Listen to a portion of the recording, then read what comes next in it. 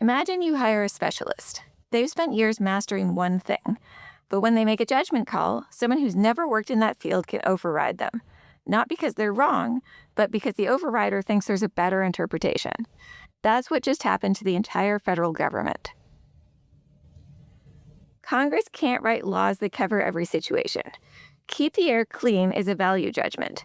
Limit particulate matter to 12 micrograms per cubic meter averaged annually is a technical specification. Someone has to turn the first into the second. For 40 years, that someone was the agency that lived and breathed the problem. Not anymore. Here's the tension. Specialists flip-flop. A new administration comes in, the agency reinterprets the same words differently.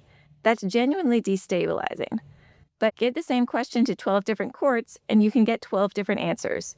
Instead of one rule that changes every few years, you might get permanent disagreement across the country.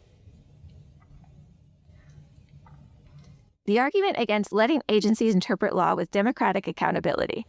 Unelected bureaucrats shouldn't make policy. Fair concern, but here's the wrinkle. Agency heads serve at the pleasure of the president.